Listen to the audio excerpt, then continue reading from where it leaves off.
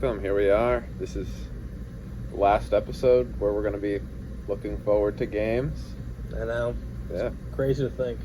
Felt like we just started this fantasy season. Definitely flew by, but here we are. Now we finally get to see who our champion is. And surprisingly, it's not Jasmus. It's not Jasmus, but let's just get right into talking about it in our last episode of 2022. Yeah. And also stick around to the end of questions. We'll discuss what we're going to do in the future now that fantasy is done for. Forever. Ever.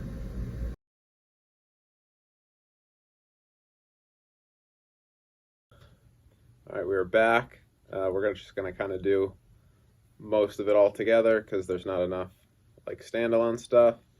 But looking at the draft side, Griff lost, so he will have pick 9. That's owned by Matt, and Jasmus lost.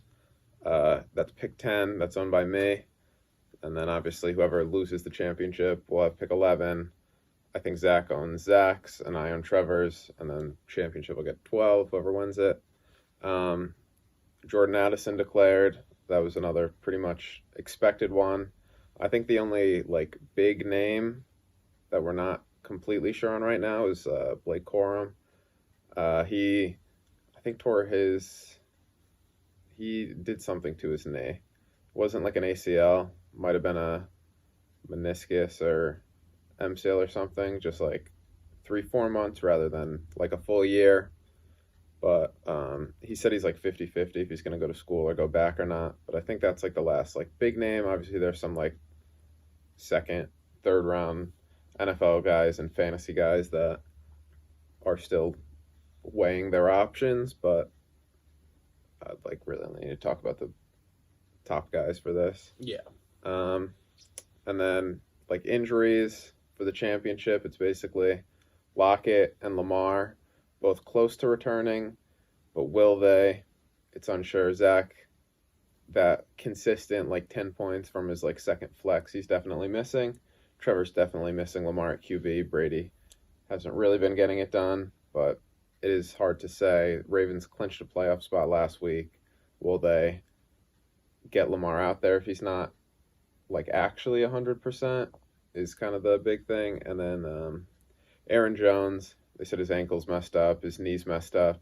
I think he's been a limited participant in practice every day since week 13 or something, and I think that's kind of why he kind of got used a little bit less in this past week, and why some games it's like he's not even there, just kind of from being banged up. So we'll see if he'll probably keep that limited tag the whole time, and it's kind of like a crapshoot if he'll be used a ton or not.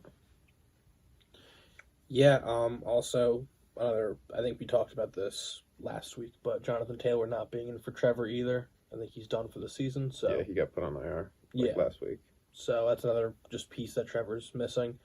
He kind of had a up and down year, but we'll have to see how Trevor's running backs fill in. He does have Derrick Henry and a couple decent options, so I think it's still going to be a good championship match. Yeah.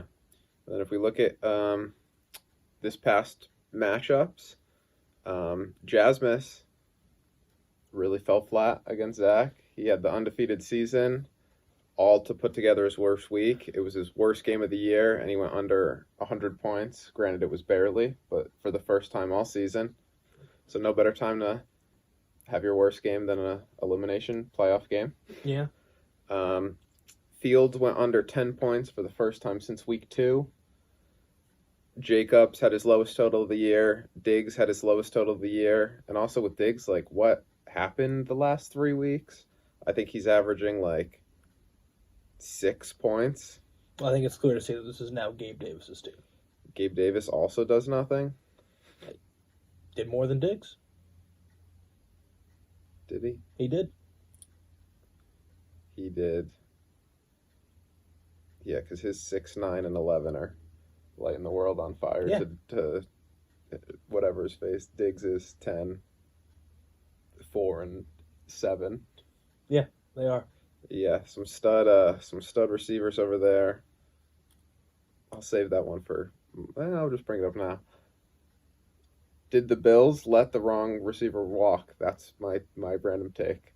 They should have kept Hodgins. Got rid of Gabe. Hodgins is better than Gabe. My take. He's not. Hodgins is succeeding because the Giants don't have anyone at receiver. And why is Gabe not succeeding? Because there's Stephon Diggs in his Why way. is he not succeeding?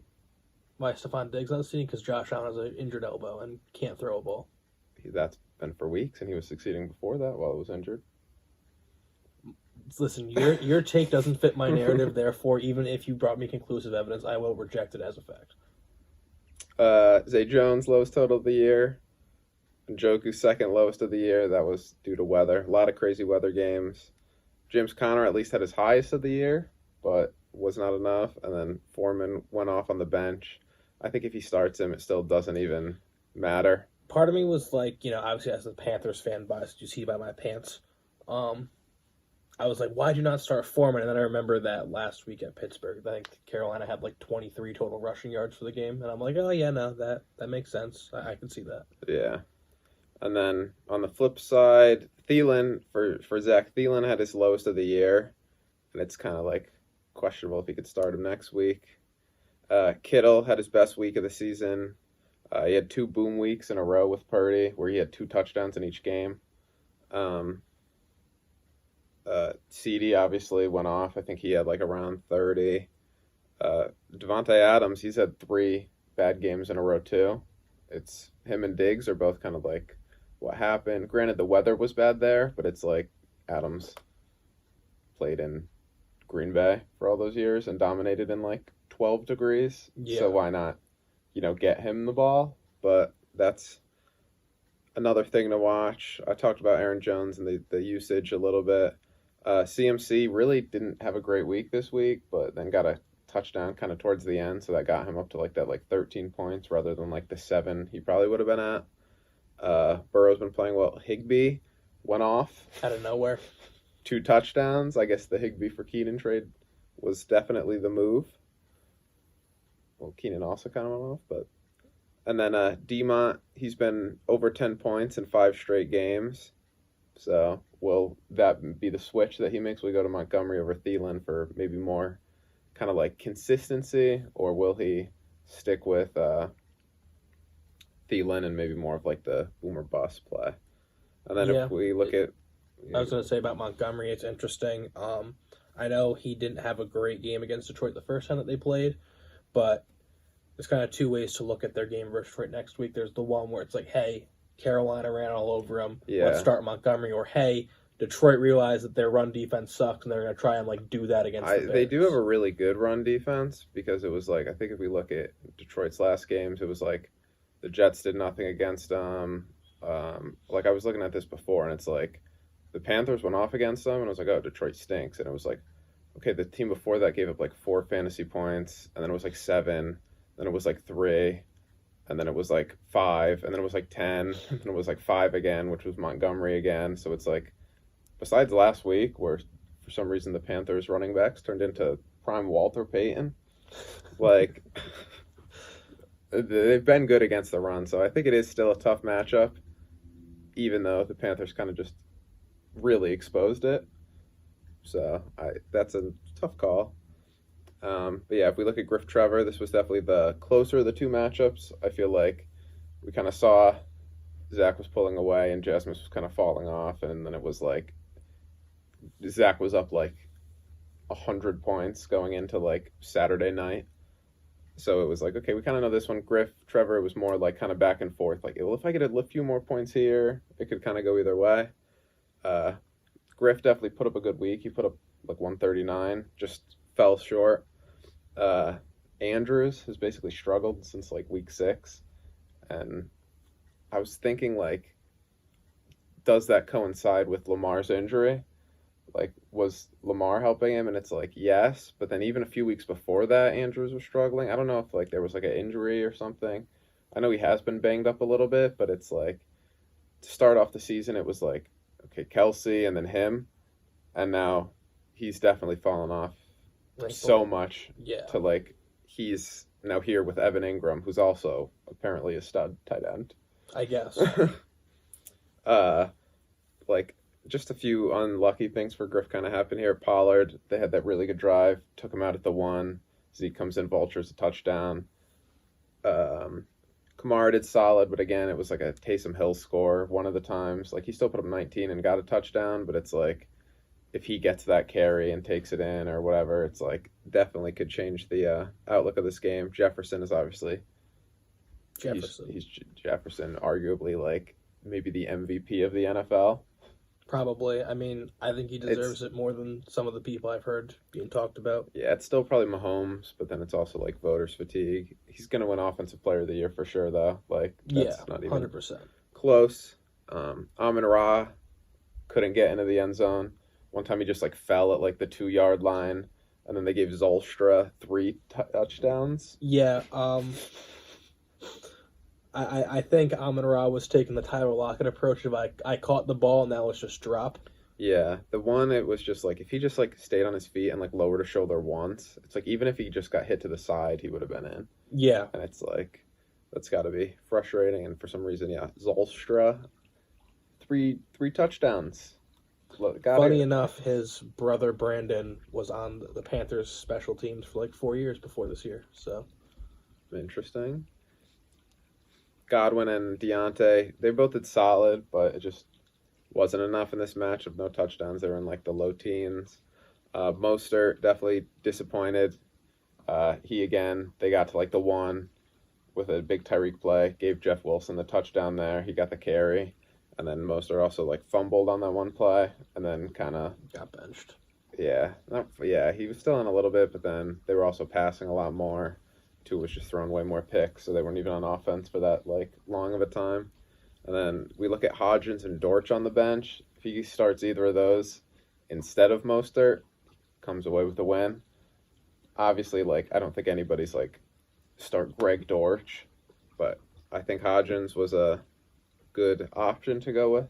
I think in one of my other leagues I started him over someone, but it was like, it's such a gross start. You don't really feel comfortable about it. Yeah. But in this case, it would have paid off. I know Griff said that he had him in his lineup for one time at like, on like a Wednesday. He had him in the lineup, but then ended up taking him out. And it's like, yeah, makes more sense to go Mostert, but I think with the upside, you swing with Hodgins. I don't know. It's tough. It's I'm a tough happy call. that one of my trades led to a Devil Rays loss. I'm very happy to report that. Yeah, it's a tough call there, but came short for Trevor. Hawkinson was his leading scorer. He had 13 catches, 2 touchdowns. Hawkinson is turning into like an elite premier tight end. I think it's really funny how I think in the chat while the game was going on, we were talking, we were just like, oh yeah, everyone, like, Minnesota fans hate Hawk because he only catches the wide open ones, and then like 5 minutes later he just has this crazy contested catch, and we're like, well, that shuts him up. Yeah. For the Giants, like, weren't really covering him, it felt like. Like, in the flats, it looked like every few plays, they would just be like, oh, there's Hawkinson for 7 in the flat. It's like, maybe they wanted to stop that, but I guess the Giants didn't. I mean, they got to stop Justin Jefferson. Yeah. And they got to stop Dalvin Cook. Yeah, but, I mean, just put a guy in the flat. No, sorry. Justin Jefferson needs to be triple covered at all times. Yeah, and he still cooked them, so playoff team, the Giants. That'll be a fun one. Hopefully they play the playoff team, the Panthers. That'll be the Cowboys, probably. You know, we're going to get our ass kicked. McLaurin, he didn't do much, but then just had like a 50-yard catch, and then ended up catching a touchdown like 2 catches later, and that got like a little bit more than half his points. So just like a big drive from him, basically like 2 big plays, but really that's all you need. Higgins, he had his best game of the season. He was heavily targeted, had a touchdown in there, just played really well. He's stud receiver. DK obviously was heavily targeted, no Lockett. He had 7 out of the 11 catches that Seattle receivers had. So he had more than half of all the catches that receivers had on Seattle. So, as a man who started Marquise Goodwin in another fantasy playoff for a solid 4 targets, 0 catches. Yep. Yeah. I thought I was going to be I was like, hey, Lockett's down. I'm going to throw Marquise Goodwin over to Marcus Robinson because I had Cooper Kupp and Breece Hall, and they obviously don't play anymore. So that kind of, I had to go to the bench, and I was like, I'm going to start this guy over Terrace Marshall, Demarcus Robinson, and I think and Njoku. I was like, he's definitely going to get me more than 0, and then he got 0. Yeah, definitely interesting. DK, yeah, he had a good game. Was clearly the only target there, but I think they definitely leaned more on the run. I think like Walker had like 20 carries or something, and like 100 yards. AJ Brown, he still produced without Hurts. Wasn't his best game of the year, but it's like he did solid. That was kind of the theme with.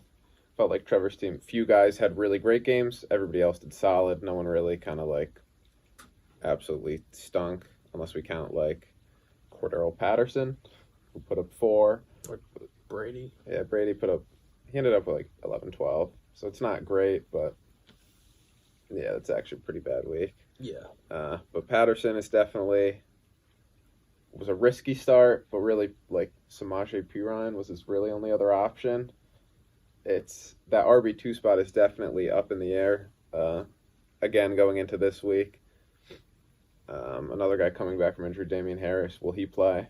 And that's kind of like the other option. But it's whoever you start there, you're basically hoping they just score a touchdown and get you to like 9-10 points. I have a feeling that Harris might see an uptick in carries if he plays this week because of the Ramondre fumble.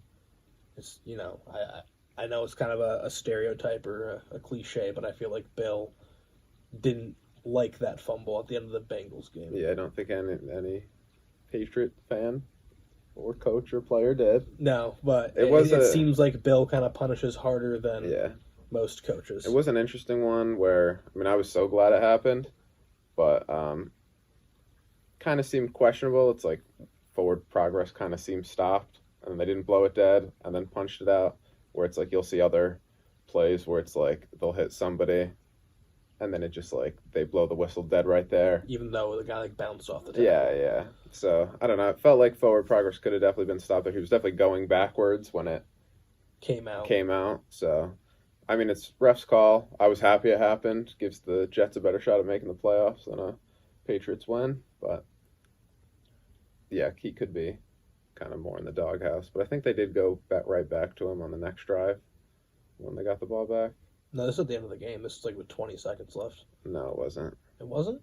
I think it was with like a... I thought it was with like 22 seconds on the clock. Maybe I'm wrong.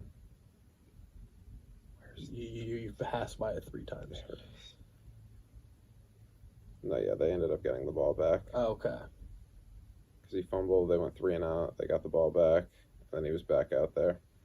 Didn't catch any of the passes that went to him, but I think one was like an overthrown one, might have been like a drop, but like maybe one of those on-purpose ones where it's like, do I catch this, get tackled for 4 yards, let the clock run, or is it just like, screw it? Yeah. And then, Derrick Henry, he was against the Texans. He owns the Texans. Yeah. Didn't put up the 30 he normally does, but still put up 18. And that was even in a losing effort where they lost to the Texans. Yeah, I was surprised that the Texans won a game.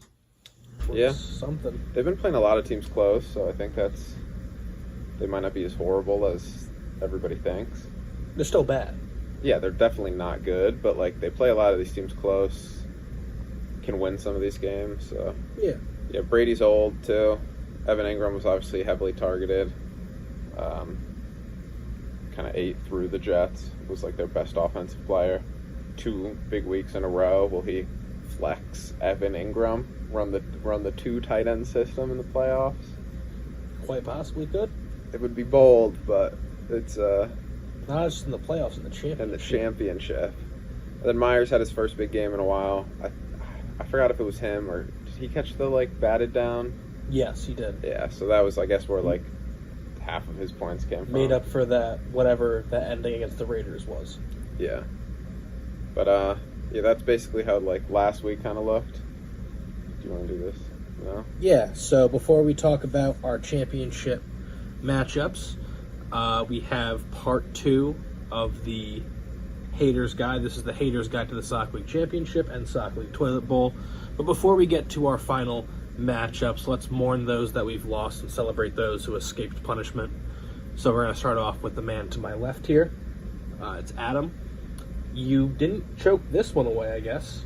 You did what was expected and beat the teams that you should have, which, as you showed us later in this season, it's easier said than done, but you did it.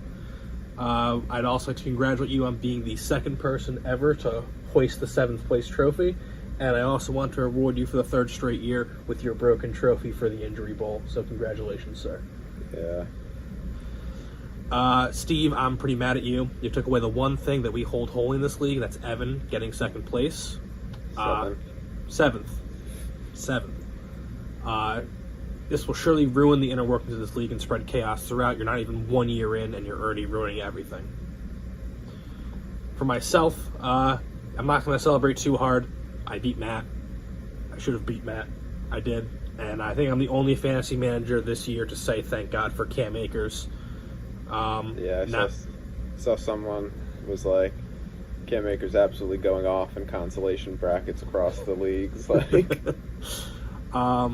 So, yeah, now I get to go loose with the Anteaters.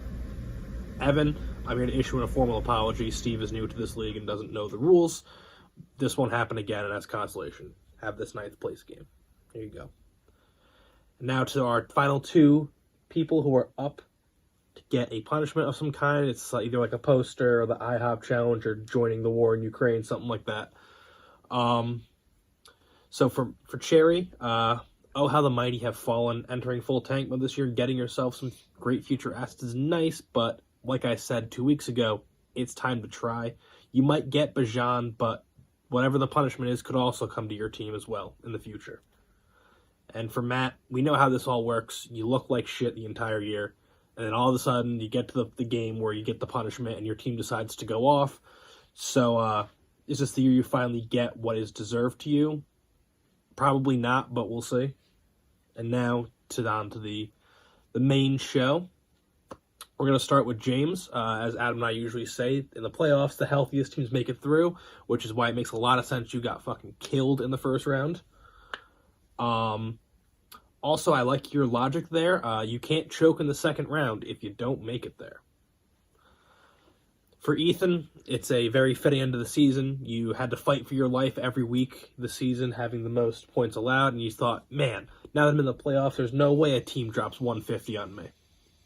They dropped 160. Griffin, you fought hard, but got toppled once again by wide receiver you. I love reading the what-if scenarios that you come up with, or Adam, or I come up with. Where was I? And I look forward to watching you outscore both teams that made the championship this coming week in your 3rd place game. Now, Jasmus, you have one of those dominating regular seasons to date just to fall apart like the league has ever seen in the playoffs. You did it to Cherry last year, and I guess you wanted to see what it felt like, so you did it to yourself this year. So, have fun fighting for 3rd place. And now on to the 2 championship teams. Zach, you're probably one of the hottest teams in recent weeks that we have seen. Lockett is going to hurt, but also please win this thing because it gives me hope that me sucking all this time is going to be worth it someday.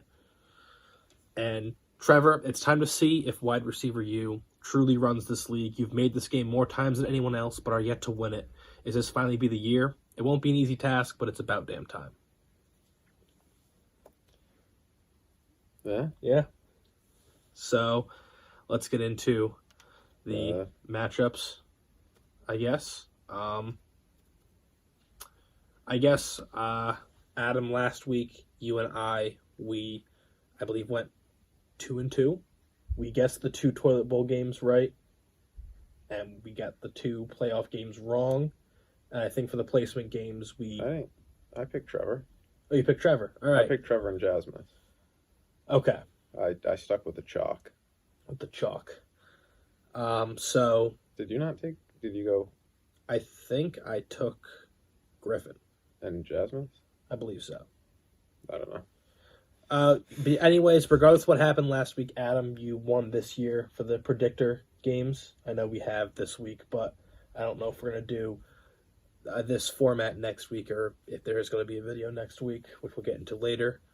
But Yeah, so we bring it down. I can't really see the matchups yet because it is Tuesday and they don't go live until Wednesday. But I guess let's talk about who do you think is going to be receiving the punishment this year, Matt or Cherry? I haven't looked at that at all, but Matt scored 102 last week. Cherry got 77. yeah, Matt will get or Garrett Wilson will get not Zach Wilson at QB, so that's probably a big bump for him. And then yeah, James Cook's been looking pretty good. Algier's been looking solid, but I think Cherry, I think Walker could definitely have a pretty big week this week. Yeah, this will be a good matchup. Good if you like bad matchups. Yeah. I don't know. Matt's been playing a little bit better as of late, so maybe Matt pulls this one out. Yeah, I kind of think that. Like Cherry's team has been really bad as of late, but also you got to remember that Matt went like 10 weeks without breaking like 70. So I'm expecting a nice like 74 to 72 finish in this one. That would be quite exciting. Ends on Monday night. Yeah, it would be exciting. Also, I thought it'd be funny to display my starting roster against Evan this week. So I have Baker Mayfield, Eno Benjamin, Ken Gainwell, DeAndre Carter, Khalif Raymond, Kadarius Toney, Tommy Tremble, Tyquan Thornton, and Raheem Blackshear. Those will be my starters this week in the ninth place game. Nice. So gotta see who on my bench has got the heart to stay on the squad next year. So other placement matchups next week. Evan will be playing me for ninth place. In third place, we have Jasmus versus Griffin. Who do you think is going to take home third? I don't know. I'm going to say Jasmus because I feel like it'd be fitting for both these teams to like have an amazing game. Like the championship, it's like 120 to like 115, and the third place game is like 170 to 160. Yeah, I think Griff was like the first one and like the inventor of getting the young guys reps in the consolation games. I remember he was the first one I remember doing it. So I wonder if he goes with the same approach and gets the young guys some reps and that could be the case. Gives Jasmus's the third place. Is there any money back for third place or no? Okay, so that doesn't matter. No, it doesn't. And then lastly, we have our championship game. What would Jones Drew? Wide receiver you. What are we thinking here? Yeah, Trevor's 5-2 versus Zach all time. And it also, Trevor's won the last two. So Trevor's done better against him recently all time. And this is the third biggest point differential in the league at 239.74 points. So looking at two teams matching up, it looks like Trevor and then Zach in this matchup. But obviously, anything can happen this week. It's kind of a David versus Goliath scenario. Yeah, looking at the all-times. But I think there is some interesting things going on here. Zach has Burrow to Trevor's Higgins, so kind of not fully cancels it out, but it's like you're kind of hedging yourself. If he throws the touchdown to Higgins, instead of it being like a 6-point swing, it's only like a 3-point swing because you're still getting the points for the Burrow touchdown. And then the same thing if Trevor goes with Brady, Zach has Evans, so anything to Brady or anything to Evans, you get a few points back with Brady, so it doesn't hurt you really as much. CeeDee's getting started for Zach on Thursday night, and that's going up against the Titans. And I think the main question here is Derrick Henry going to play? Missed practice on Monday with a hip injury, but this game doesn't matter for the Titans. It only matters if they beat Jacksonville in week 18. So win or lose, it doesn't affect their playoff hopes. Will they just rest Henry on a short week off of like 25, 30 carries and just kind of bring him into Jacksonville being like, okay, now you're fresh. You've had a full, basically an extra bye week. Let's win this game and go to the playoffs. Or will they still put him out there and play? I think that's the thing to watch and could really be the difference maker in this championship. Yeah, I think if Trevor's without Henry, I think the running back room, it if doomsday scenario, Harris and Henry don't play this week, Yeah. your running backs are going to be Cordero Patterson and Samaje Perine. Maybe you throw in Pierre Strong. Yeah. Who even knows? It would be ugly, but that's the biggest thing to watch, especially since it's the short week and on a Thursday. Also, if we're looking at Trevor's team with Pittman, they're going up against the Giants, and I think wide receivers have been looking pretty good against the Giants recently. But the thing here is who's going to be Pittman's QB. I think that's another iffy scenario. Foles looked horrible, but it's not like Ellinger and Matt Ryan were really looking much better. So it's just whoever they start, will they be able to get Pittman the ball to kind of put up some fantasy points against this Giants defense? Also, A.J. Brown, he might have Hurts back. I guess Hurts said he's like pushing to play. They're still fighting for the bye, so it's like these are important games to win. He still did look pretty good with Minshew, but they're going up against the Saints defense. The Saints, a lot of these games, they're not really scoring a ton, but they definitely run the ball a lot with Hill, with David Johnson, with Kamara. Like, they try to just kind of chew the clock and let these low-scoring games happen. And the last time they gave up 20 points to a wide receiver was week 7 with Hopkins. So the likelihood of a big boom game out of A.J. Brown here, I think is, I don't know if it's the best odds, considering not many players are scoring 20. Yeah. It's also hard for Zach to trust Evans. He's been averaging 8.8 points since week 8. Not really. Not great. It's hard to trust that, especially in the championship game, but it's also like it's Mike Evans.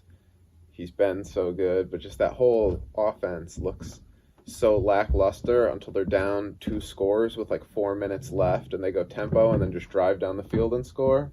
But like the whole first 3.5 quarters, they just look pathetic. And then Mike Evans basically also every week has a big play that gets called back for like holding or something. Yep. I think the refs just don't like him. They're trying to project him, so they're like, all right, we're just going to call everything back this guy does. Yeah. But the last time they did go up against Carolina, he put up 18.6 points. It was one of his better weeks of the year, so I guess you're hoping for that same outcome in this game. I'm and not. Kind of a big, such a big win for the Panthers. Now is it going to kind of be like letdown time after like absolutely dominating? Tough to say. The biggest game in this matchup is easily 49ers versus Raiders. Zach will have CMC, Kittle, and Adams going in that matchup. So 3 of his best fantasy players all going at once. Going to be a lot of points there. He's obviously hoping for a shootout. Trevor's obviously hoping for a COVID breakout where none of the guys can play. He's hoping for the final score to be like 5-3 in overtime. Yeah, he's hoping they canceled the game. Like it's in Vegas, it's in a dome. Like the weather's gonna be perfect. So definitely potential for a boom week, and he's just gotta hope that that doesn't happen. Kittle, like I said earlier, had the 2 boom weeks in a row, 4 touchdowns on 10 catches. Christian Watson numbers. Will he be able to keep that up? Still without those, he's still putting up, I think it would have been like 14 and 16 or something, around there. So still not bad without the touchdowns. Like, you'll take that from a tight end, but it's not those like mid-20 points that he's been seeing. But without Debo still, Purdy seems to like him kind of as like a safety net. Could be another big week for him, but Kittle's definitely been boom or bust this year. 2 catches for 30 yards, and then 6 catches for 100 yards and 2 touchdowns. So which one will we really get? CMC, he had like those 3 really good weeks in a row. Last week was kind of a little bit of a dud. And then if we look at like Adams, another guy where it was like a few duds in a row, they basically need to get him more involved, right? They have to. You would think. They have, like, you traded a lot for Devontae Adams. Use him. For 5 weeks, it was like he put up like 30, then like 18, then like 36, and like 22. He had like a touchdown every game until like week 7 or something like that. No, there was 1 week he did nothing early. But it's like there was a span in the middle where it was like, yeah, touchdown every game, like 7 catches every game, and just dominating. And then these past 3, it's like he had 2 catches last week. I also feel like maybe teams like, hey, if we just don't let Devontae Adams do something, who are they going to throw to? Yeah, but they did the same thing when he was on the Packers. Who else were they going to throw to on the Packers? Alan Lazard. He's not Randall good. Cobb. Yeah, they have Waller, Renfro, Jacobs. Like, I think It's almost like this team isn't coached very well. Yeah, there was another stat where it was like Adams had 1 game under like 30 yards in the past 2 seasons in Green Bay. And it's like he has 4 of those games this year. It's like that can't be happening with someone as good as Devontae Adams. Will we see the big explosion back this week? Will he put up 30 points? Will he have 16 catches for 140 yards like he's done? Who knows? You can't sit him. It's Devontae Adams, but these last 3 weeks definitely have been worrisome. For back to Trevor's team, he'll have DK going up against the Jets defense. Jets have done a really good job limiting wide receivers. Even though their defense hasn't played really great, but again, last week it was kind of beat by like Lawrence on the ground. They've been getting beat by the run, and then last week it was like Ingram. So I think this could definitely be more of like a Kenneth Walker beating the Jets through the ground rather than DK and the receivers beating Sauce and DJ Reed at corner. And I think obviously it's too hard to look at weather, but that'll be in Seattle. Could be cold, could be rainy, could make passing even just a little bit harder. Who knows? The Vikings defense is really bad. That's kind of been made apparent. So if Aaron Jones is healthy and good to go, could definitely be a big smash week for him. Will they use him? Sometimes they're just like, we're good. We'll throw to other guys and hand it off to other guys and not use Aaron Jones, who's their best offensive player. So that's the Packers for you. And then the Packers defense is definitely solid. So Thielen, definitely hard to trust if Zach goes with him in the flex. Hawk, he just gets so many targets. You have to trust him. He's getting like 9 a game. So it's like when you're getting that many targets, the fantasy points will come. And then, yeah, if Lamar returns, that would be a big boost on. Huge boost for Trevor. Huge boost for Trevor. He'd get points on that Sunday night. That's when the Ravens are playing the Steelers. And then Monday night is when it's all going to come down to. Trevor will have Higgins, maybe Samaje Perine. And then Zach will have Mixon and Burrow. So this will be decided on Monday night one way or another. Hopefully, as a fan watching, it'll be close where it's like, you're there, don't throw to Higgins. And then Trevor's there, run an end around to Higgins. It's got to be tough for Zach, especially going to that Monday night, because he's a Bengals fan. So it's like, I need Burrow and Mixon to do well, but I also want T. Higgins to just not play. Yeah, and it is a big game for them as they're fighting for, I think, clinching the division and stuff. So yeah, it'll definitely be a big game. Hopefully it's just close going into it. Hopefully Zach's, down 15, and it's like, can Mixon and Burrow, but not to Higgins. I think that would be a fun way to end the season. And yeah, obviously some start sits that they're going to have to make. Will Trevor go with a Jacoby Myers? Will he go with a Evan Ingram over one of these guys? I think Terry also has a pretty okay matchup. Like, nothing really stands out in that one. Who does he go with? Who does Zach go with in that second flex? If Lockett comes back and plays, do you throw in Lockett? Again, it would be against this Jets. Pretty good secondary against passing. Do you go with him? Do you go with Thielen again and hope that it's like, he makes this 4 catches and a touchdown this game? Do you go with Montgomery and be like, let me chill and just hope I get these 10 points from him? I think we are in for a good matchup. I did also, if we look back, my first power rankings of the year, I had Trevor 1, Zach 2. So here we go. I called the 2 best teams in the league, so pretty good. And Jasmus I had at 3. Griff I was a little bit low on at 7, but pretty good on my part. I'll pat myself on the back. I called you guys going to the championship from the start. These are my 2 best teams going into it. I think they're probably the two best teams looking at it right now. Oh yeah, and I think one of the healthier ones. I know we talked about a few minor injuries, but Yeah. But yeah, who are you taking in this one? I also don't even know if I said who I'm taking. I don't but- think you did either. But I'm gonna go with Zach here. I like I said, it would be cool to show me that me blowing it up is gonna be worth it someday in a championship run.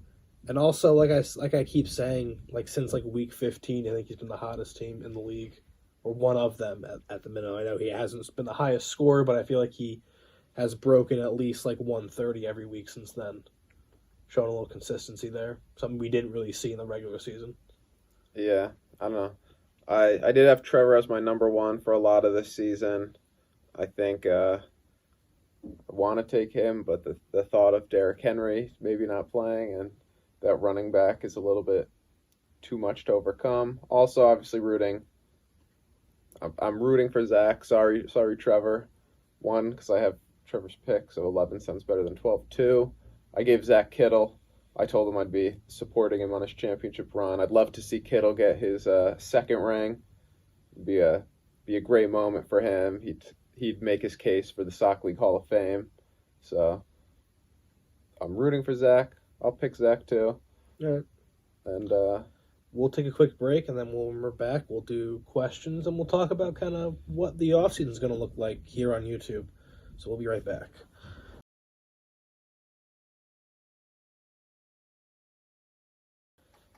And for one last time, we are back. Last fan questions of 2022. We got a couple good ones. The first couple come from Trevor, and one of the questions he asked is, we talked about Jasmus having a great season, but then losing. Where do you think Jasmus goes from here? I don't think he has a ton of draft capital, if any. yeah, no. I think his team is still solid. Like, I don't think he's going to, next year's be like, oh, now he's 0-14. Yeah, no. But his team definitely has a window, and after next year, that window might slam shut unless he does decide to maybe just sell off, get some future assets or some younger guys. Yeah, I think he definitely could just run it back if he feels like it. I think Fields will be a good QB, but like you look at Eckler, he'll be 28. You look at Connor, he'll be 28. He doesn't really have much depth anywhere, and then like we kind of said, he doesn't have any picks this year. He has a third next year, and then a second and 2/3 the year after. So it's not even like he'll have a ton of he could just trade to add the depth he needs. It'll be a lot more of he's gonna have to basically go with what he has now. I think same thing with even a Pacheco who's been doing good for him. Will the Chiefs do something about the running back room? Will they get someone else? Will they stick with him? And then obviously Cooper Kupp coming back from injury, but he'll be 30. Diggs will be 30. Tyreek will be 29. Jacobs might be on a new team. If you saw his interview after his last game, he was out there saying it's so frustrating being in these games and then always coming out, and they didn't give him the fifth-year option. They could tag him, bring him back, but he could be gone, so who knows where he'll be. And then even if he stays, he's kind of, the past seasons before this, always been kind of banged up. We'll see if, would he be able to stay healthy again a whole nother season? I think the odds would kind of be, he'd definitely be good enough to get to the playoffs, and then if he stays healthy, probably as good of any chance to win a championship. But then again, it's, okay, now your 30-year-old Cooper Kupp gets hurt, or your 28-year-old Eckler gets hurt, and then it looks like, oh, this team might barely make the play. I don't know. I think we could definitely see him run it back and be like, I didn't get it this year, let me try to get it next year. But you do that, it also risks some of these guys kind of falling off a cliff. So does he take more of the kind of the approach what Cherry did, or maybe not Cherry, maybe not the same exact approach, but kind of like what Cherry did in the beginning, where he traded away the Tyreek Hills, Alvin Kamara's, um, Travis Kelsey's, but when he got back like the T Higgins, the Rashad Bateman's, the Antonio Gibson's, Jameson Williams. like not just blow it all up for picks, considering he doesn't have his first for the next 3 years.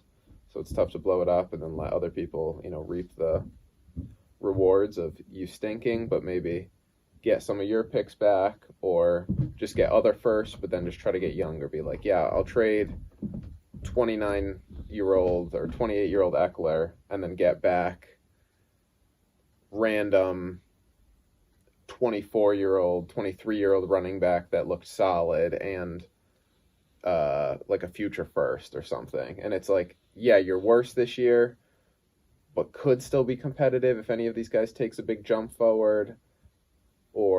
And then you get a pick back too. Same thing with like a Tyreek, a Diggs, a Kupp. Yeah, I traded Kupp, but I got back Gabe Davis and a first. So then it's like, okay, yeah, Gabe Davis isn't going to equal Kupp. The first isn't going to equal, like, you're hoping the first turns into someone like Kupp. You take a hit this year because he's not going to put up Kupp numbers, but maybe if he takes a step forward, you have something like that. Like, do some of those moves where you get the young guy that has flashed sometimes but isn't super consistent, and then hope they take a step forward. Because then if they take a step forward and you get a pick, it's a win-win. You got younger, got pretty good production and a pick. And if they don't, you still got that pick and sold off. But maybe he just runs it back too. But Yeah, I think there's options to weigh there because you could say, hey, I'm going to run it back, but then if like Eckler gets hurt, Kupp gets hurt again, it's like, does that hurt their value even more? yeah, Where would you rather have just sold them off while their value was still high? yeah.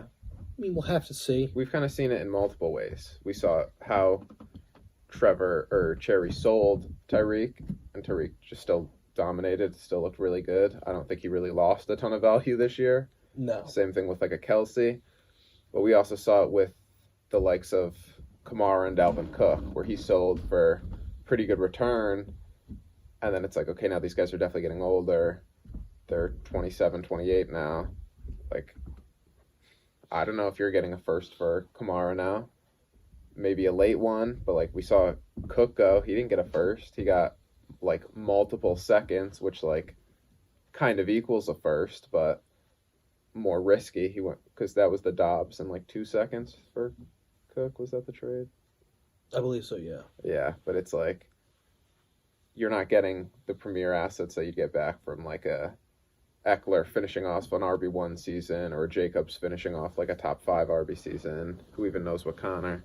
And just like how we talked about the RB rooms, especially, are going to get switched up so much with the free agent class and the draft. It's like, what about when this is like, oh, we're going to limit Eckler and kind of bring him back next year, and they draft Blake Corum. Yeah, in the second round. They take like, they're like, oh, we like Eckler still here, but let's get like Charbonnet, a big power body that'll like eat some of those goal line carries and like run between the tackles. And then it's like, okay, now Eckler doesn't have that same value, and he's not getting you those same points, and he's old. Could put you in a tricky spot, but Yeah. could also no one touch Eckler. Like, they could just run it back with him. He could still be dominant again, and Jasmus could be back here in the playoffs as one of the best teams. So Very well could be. And Trevor's next question, I think both of us are going to kind of answer this lightly because we want to do this maybe more in a different video this offseason. But he asked, looking at the draft capital each team has, who do you think is going to be a contender next year? yeah, I was definitely gonna like in like the next episode probably do like my way too early power rankings, looking at like the teams people have now and like the picks they have, and then kind of assuming it's like you could put Bijan on Cherry's team and then kind of look at that. I was also going to do that would be more for like specifically next year, and then I was going to do like a whole kind of team value power ranking and probably another episode where it's like maybe I still think Cherry will be like 11 next year because Bijan will help, but it won't help a ton. But if we look at the overall power rankings of like, oh, well, he has youth and he has picks, even though they're a few years down the line, he'd be like 6. So just like as a team as a whole, who looks kind of like the best. Yeah. So I think we'll do those in both, but To answer shortly, next year, I know you have a decent amount of picks. So you can either use those picks or sell them.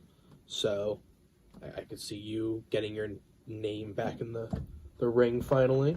But we'll have to see. It depends on your team's health, per usual. yeah, I think Trevor's still going to be good. A lot of those receivers are young. I think Griffin's going to be pretty good.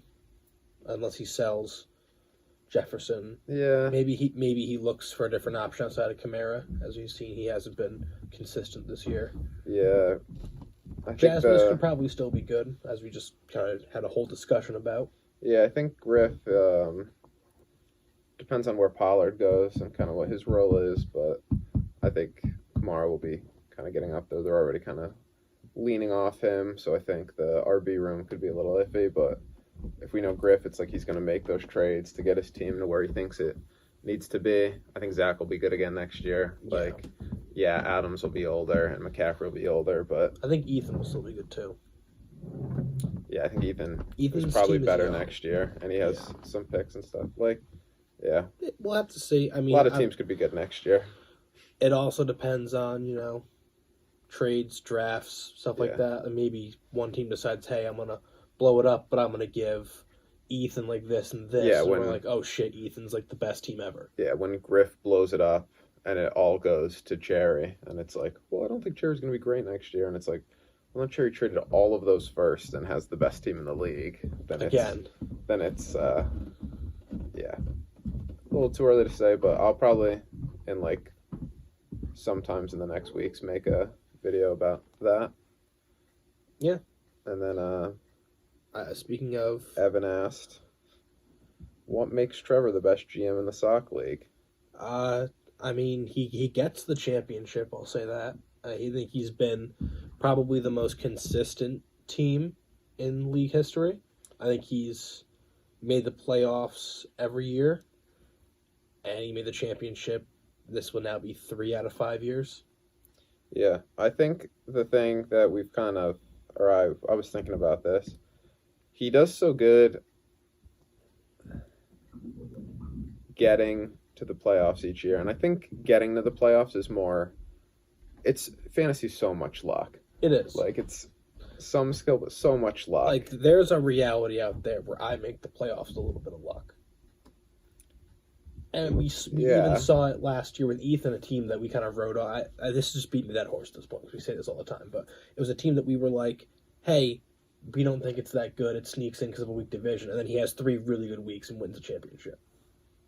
Yeah, but I think it was more skill him getting to the playoffs than luck. I think he drafted really well. He did. And I think he made good trades, so I think that was him getting there. But yeah, when the playoffs are all luck, basically. You could have the best team of all the, like, every week except for this one week you're in the playoffs, which we basically saw from Jasmus. And it's like, oh, and now you go home. So Yeah. playoffs are so much luck. So with Trevor and James, they make the playoffs every single year. Yeah, but I think Trevor, I also think RBs kind of win championships. If we look at teams in the past, usually you have one of those top RBs, and I think Trevor knows that, like, RB windows are obviously a lot smaller, so it's like you might only get 2-3 years out, where a receiver you might get like 5 of like really good production out of them. So he definitely builds his team around these young, good receivers. And then I think sometimes, though, when you match up with the top-tier RBs, you kind of fall short. He obviously had the RBs this year in Henry and Taylor, but then injuries basically kind of He also had Mixon, too. struck him down. Yeah, gave him away. So I think that's the big kind of the question mark there. I think RBs and tight ends kind of win fantasy championships, but the receivers are what gets you there. So I think that's why he's always there. Wide receiver U, obviously. He usually puts together one of the best cores of receivers in the league basically every year. Year in, year out, yeah. Been around. And I think he's also just not afraid to, go out and make moves for guys. He sees someone he wants. He doesn't really care if it's like that much of an overpay if he trusts it's going to be worth it. His gut, and then a lot of times it'll work out for him. So I think that's also kind of what's got him there. That's actually something that I kind of struggle with myself because, as many of the league knows, when I first was in this league, I wasn't very good at making trades. I think we don't have to mention any examples, but I think we can say that I was a guy that you'd like to hear from because you get a lot from me. But and I think that's one of the things I struggle with. It's like knowing what I want for a guy, or what I'd pay for a guy. Kind of like it's always good to bargain a little bit, but sometimes my bargaining would just be, fine, just take everything. Yeah, I think a lot of that happens with a good amount of the league, especially with like how much like people get like clowned when they make a bad trade. It's like, what are you doing? Even though it's like all jokes, but it's like then you're like, oh, I don't want to make a bad trade. So then people kind of get scared to trade, and in reality, it's like, yes, there's horrible ones. There's don't whatever, like great player for a second, and then nothing happens for it, and it's like, oh, that was dumb. But a lot of these trades, it's like you don't really know what's going to happen. Like, you tell someone earlier this year where it's like, who would you rather have, Sky Moore or Romeo Dobbs in the draft? And it's like, oh, well, Dobbs kind of turned out to be better than Sky Moore. I don't think many people were taking that. So you make that trade at that time, everybody's calling you an idiot. And now it's like, oh, no, you were just right. So a lot of times it's tough to really know if a trade's going to be good or not, and anything could really happen. You could make a trade for the best player in fantasy, they could immediately tear their ACL, and your trade could look horrible. Yeah. And our last question is from Ethan, and he asks, next year, what players do you think will fall off? So, like, moving away from people in our league, go to the NFL. I have a couple in mind. The first one comes from my team. I say this every year, but is this finally the year that the NFL kills Devin Singletary? Like we always talk about, big free agent class, big running back draft class. Devin Singletary has survived Zach Moss. He's survived James Cook, kind of. So. Well, is Singletary going to fall off, or is he just going to get replaced? Is there a difference? Yeah.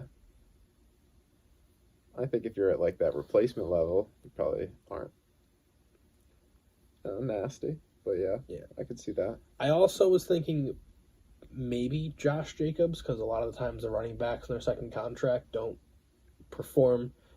I don't even know if I could say fall off. I don't know if he'll perform at the level that we've seen the last couple of years. I don't know. He's only 24 right now, so he'll be 25 next year. And if you look at all the top RBs, the top RB's 27, the second RB's 26, he's third, fourth RB's 28, fifth RB's 25, sixth RB's 26, seventh RB's 25. Then there's like Chubb, who's 27, Connor, who's 27. So a lot of these guys, most of these guys that are still producing at a really high level, are all 27. I think those are a lot of those guys that could be in that fall-off window, that 28, 29. But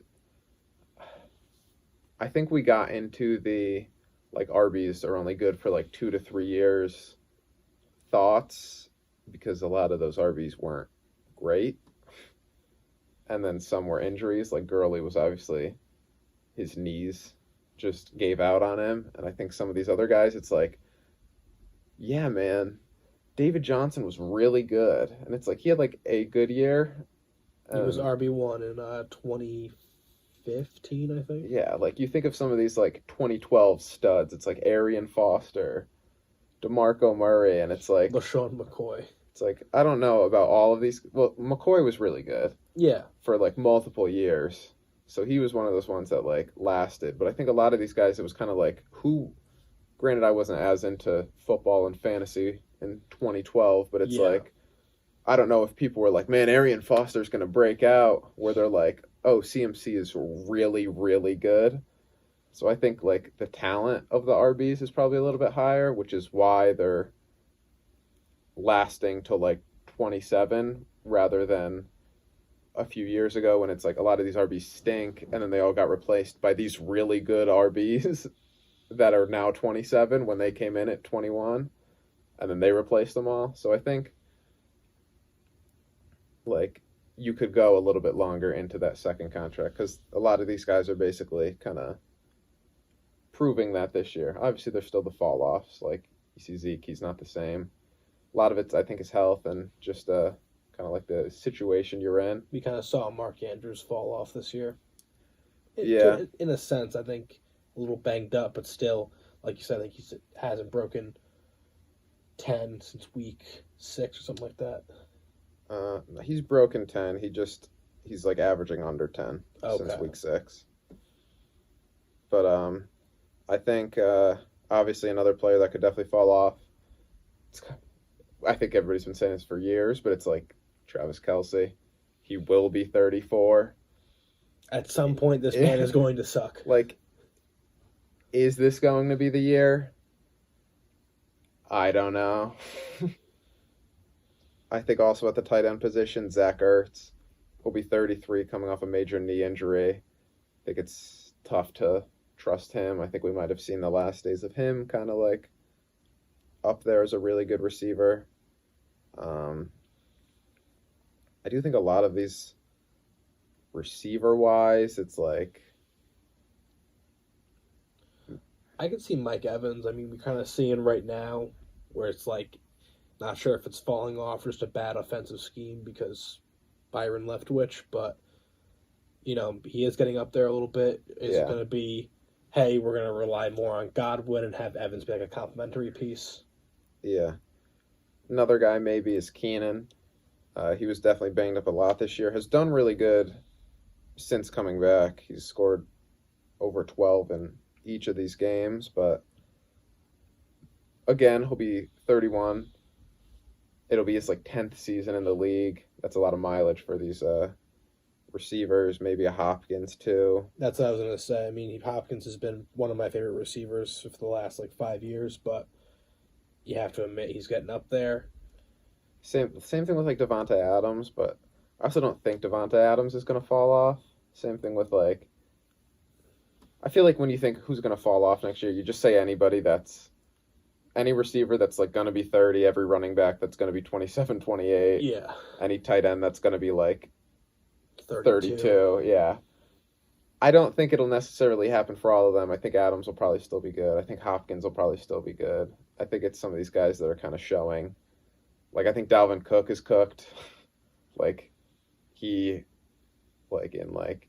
Is Montgomery cooked, do you think? I don't know. He's just fine. And I think he'll still be fine. Like, I don't think he's a great running back, but it's like... He's not a bad running back either, and he's just not super fast. But Cook, like, his, like, expected yards per play hasn't been great. We talked about it with Kamara, which is kind of like usage, but also like I don't think he's necessarily looked the same. Who's that other guy? On the Vikings? No. I don't know. Leonard Fournette? I don't know. I don't know. Yeah, Fournette is another guy that could definitely. There was someone there I was like Kareem Hunt. He wasn't like a stud, but I think a lot of people were like like going to a new team next year because I think his contract's up. I believe so. So it's like if he goes to a new team and gets like the RB1 role there, could definitely take a big step up. But he's looked pretty bad this year. Like I don't know if it's like an injury. He did really well like the first like 4 or 5 weeks, and then he just stopped getting used. He's still getting used. He's just doing nothing with it. I'm pretty sure. Like he's not.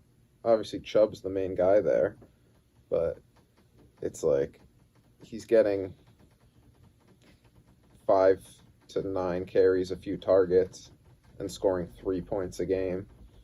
a lot of these games he's averaging under like 3 yards a carry. Like, I don't know. I think he doesn't look the same. I think that's with a lot of these or like kind of running some of these running backs.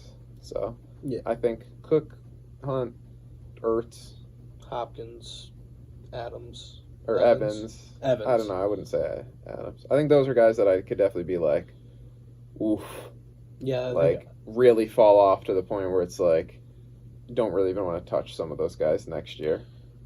I can see that. I could see obviously like some of these guys, Adams, Kupp, Kelsey, Eckler, Jacobs, Henry, not being as good as they are this year, but it's like, yeah, Eckler might not be RB1 next year, but if he's RB10, it's like, that's still good. That's still pretty good. If Kelsey's not the tight end one by 100 points and like just pretty close with whoever's second, it's like, Still tight end one. yeah, you're still good. Adams, like, I think could still probably be like a low end, maybe wide receiver one, taking a step back, but not completely falling off to like the point of no return. Yeah. And then we also kind of talked about this a little bit in the group chat, ranking some of those receivers. But I was wondering, your redraft, we redrafted last year's class. How would yours look? Because I did 20 players in my 20? order. I will. You don't need to do 20. All But right. So I'm taking Hall, or is that knowing he's going to tear his ACL? that's like kind of what we know now. Okay. Probably I take. Or however you look at it. Like, I'm looking at it like kind of what they are now, kind of what they still think they could be and stuff. I'll probably still take Hall 1. I had Hall 1, and he went pick 1, so. Probably Ken Walker 2. Okay.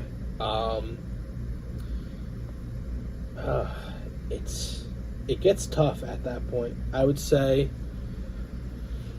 Olave 3. At 4, I would go probably. I'm debating between Dotson and Pierce. I feel like there's one I'm forgetting that is pretty big. I'll probably say Dotson and then Dameon Pierce. I gotta look at the class guy. I'm like blanking. Yeah. I have Hall 1, I take Garrett Wilson 2. Oh, that's the one I forgot, Garrett Wilson. Yeah, I take Garrett Wilson 2, he went pick 5. Then I'd go Walker 3, he was pick 4. I'd go Olave 4, he was pick 7 in the real draft. I'd still take London 5, he was pick 3. I think those first 4 are pretty, like, all together, and then I think this is kind of like the next tier. I'd still take London. Oh, fumble god? Yeah.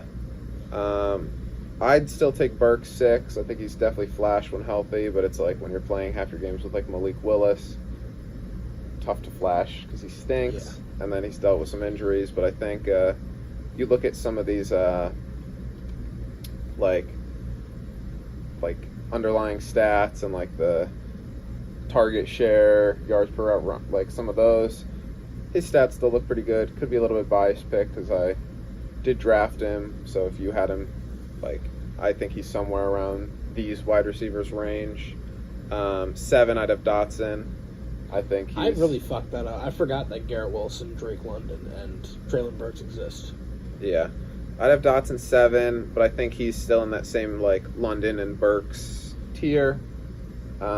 He's another guy that's kind of been, like, getting a lot of touchdowns and kind of carrying his, like, fantasy production. But he's definitely looked pretty good when healthy over these few weeks. Then I have Dameon Pierce 8. I think he's kind of trending downwards, though, on my list with the injury and just kind of... Texans, who knows. 9, I guess I'll take Jamo. I don't love it. This is such a big question mark, so I just kind of threw him here at 9. 10, I took Pickens. He went 13 in the real draft. His target share hasn't been, like, great, but Pickett also hasn't been great. So he's still, I think, close to that, like, Dotson and Burks London tier. even though I just think I have those RBs in between them. And then after that, I have Christian Watson. He was pick 8. He's definitely flashed, shows like crazy, like highlights, explosiveness, like really big play potential. I just don't know if like the consistency's fully there, and but like if he can reach that crazy high potential that he does have, would definitely jump up. But I think he's also like when I asked, I was like Dotson, Pickens, and Watson rank them because I have them all basically all so close. And then round at the first round, I'd take probably Brian Robinson. He, over these past like 5 weeks, obviously they went up against the 49ers and he didn't do much. No one really does much against the 49ers. Exactly. But those first few weeks back, he looked pretty sluggish. Granted, he was shot. So, like, I'll give him a break. But he's looked pretty good. I don't think he'll ever be like a top 5 running back. But like a good flex option. Good flex option, RB2. RB2 type player where it's like, yeah, you could definitely run for 80, get like a catch, 2 catches for a few yards, and like a touchdown in there. So I think, and he's shown a lot more like power and burst recently in these past few games, where it was like in the beginning it was like he's literally just plodding everywhere. So I think that's brought him up a little bit. Rachaad White, I think, is like he's really close with Brian Robinson. I could have pretty much done those either way.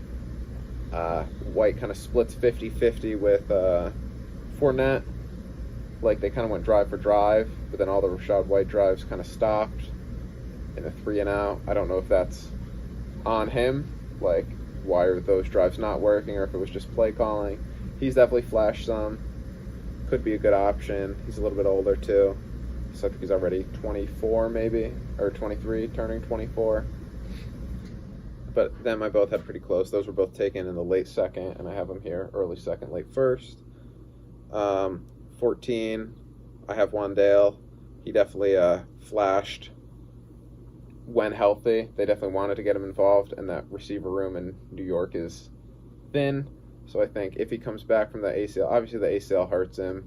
Like another reason why he's kind of trending downward. Had the 100-yard game and then now missing the season, but they seem to want to get him involved. He could be a gadgety player. Another guy you don't really see as like a wide receiver 1 ever, but wide receiver 3 flex option that's involved in that offense could be good. 15, I have Dulcich. He was a free agent, but he's definitely getting involved in a horrible Broncos offense. I think if that Broncos offense takes a step forward next year with a new coach, he could definitely be a focal point of it and be a solid tight end. 16, this is kind of where it gets more iffy. I have Alec Pierce. He's flashed at times, but again, the Colts offense is pretty gross. Kind of tough to say. 17, I got James Cook. He's definitely looked a lot better as of late. Started off pretty slow, but now he's kind of like splitting time with Singletary, and they both basically get a few big plays a game. 18, I have Dobbs. He was picked 31, so this is a big bump for him. Coming back, pretty good route runner.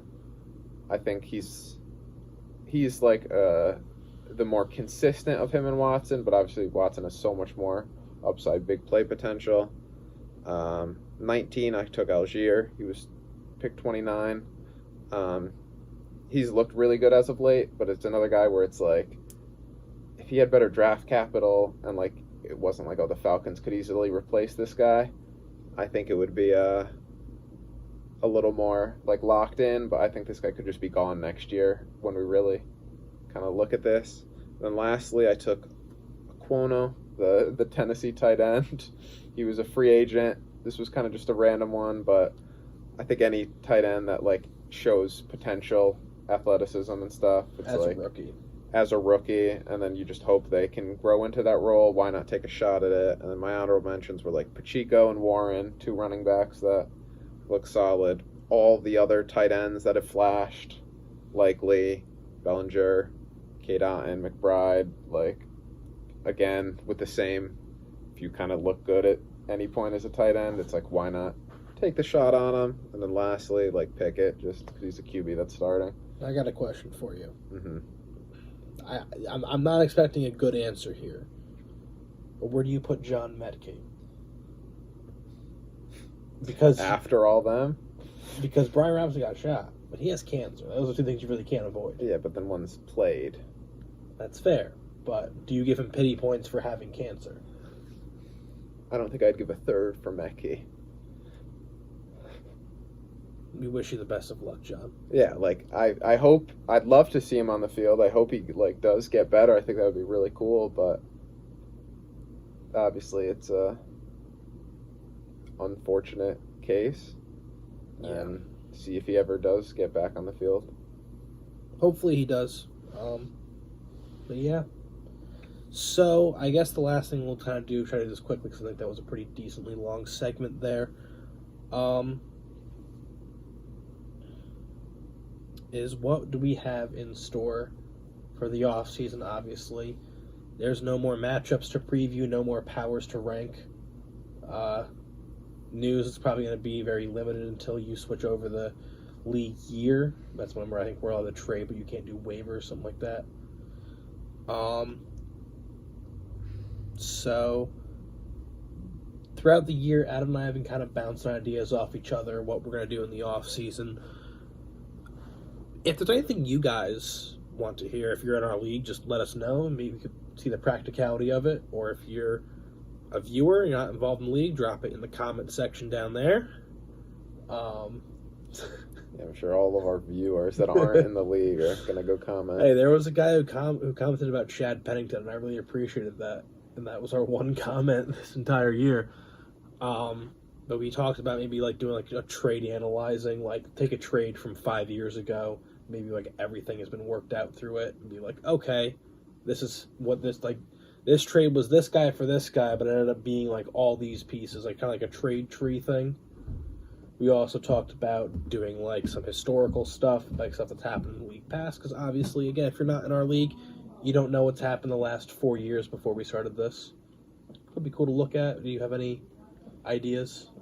Yeah, I think yeah, obviously like just text us if you don't care, because then we just won't make anything, but we'll probably do it, I don't know, it won't be like weekly, probably Every couple weeks.